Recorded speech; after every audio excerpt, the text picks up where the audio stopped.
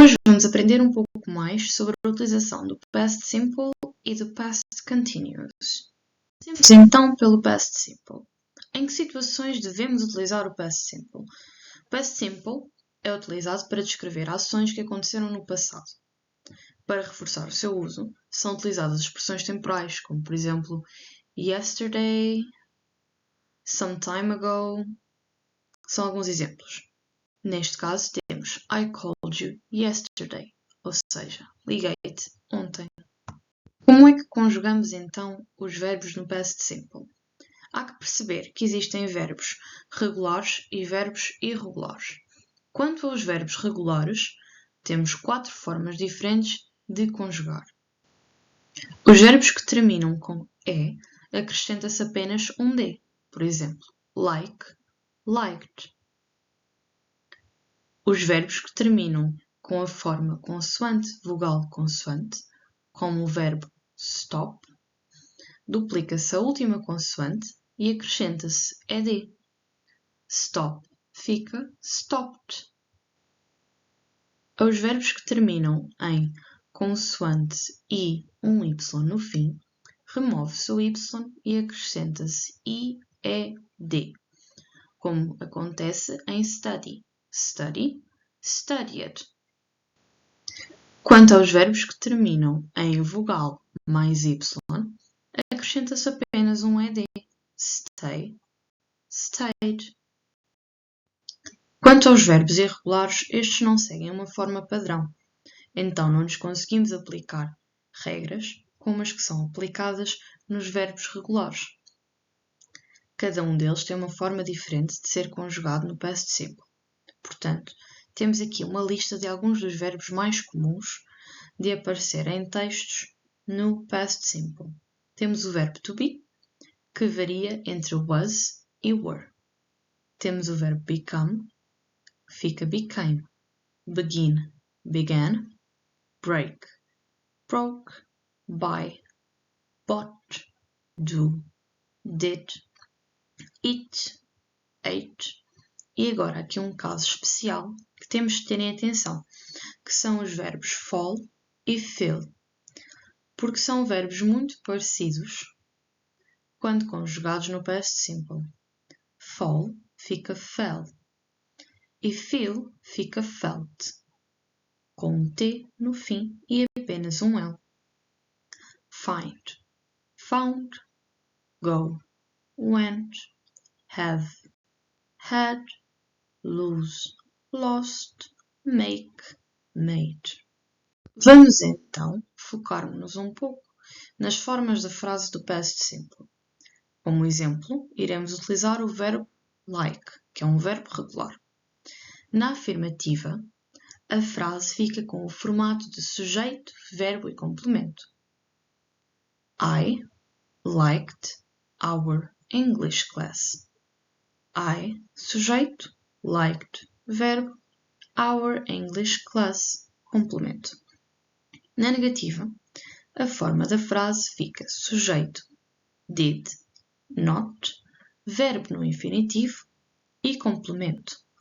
I did not like ou didn't like our English class.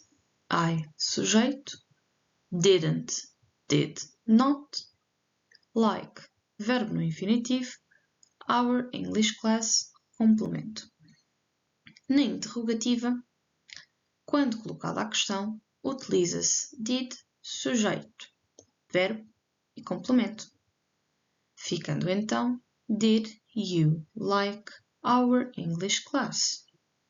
Did you, sujeito, like, verbo, complemento. Como podem ver, o verbo na interrogativa também fica no infinitivo.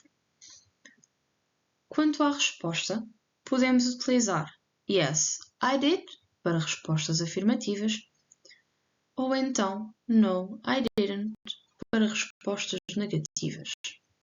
Quanto ao past continuous, em que situações o devemos utilizar? O past continuous é utilizado para descrever ações que começaram no passado e que se prolongaram durante algum tempo. Para reforçar a sua utilização em frases, é utilizado o while, como por exemplo na frase You came home while I was cooking. Ou seja, tu chegaste a casa enquanto estava a cozinhar. O chegaste, neste caso came, está no past simple, utiliza-se o while e apresenta-se a ação no past continuous. I was cooking. Para formarmos o past continuous, utiliza-se a seguinte composição. O verbo to be, no past simple, o verbo principal e ing, como por exemplo, I was watching TV. Was, watch, ing. Vamos então perceber as diferentes formas de frase que podem ser conjugadas no past continuous: afirmativas, negativas e interrogativas. Na frase afirmativa, utiliza-se o sujeito seguido do verbo to be no past simple, o verbo principal com ing e o complemento. I was driving to school. I, sujeito, was, verbo to be, driving, verbo ing. Na frase negativa, utiliza-se o sujeito seguido do verbo to be no past simple, not, e o verbo com ing. I wasn't driving to school. I, sujeito, wasn't, verbo to be e not, driving, verbo com ing, to school, complemento. Na frase interrogativa, utiliza-se primeiro o verbo to be, no past simple, o sujeito, seguido do verbo com ing e o complemento. Were you driving to school? Were, verbo to be, you, sujeito, driving, verbo com ing.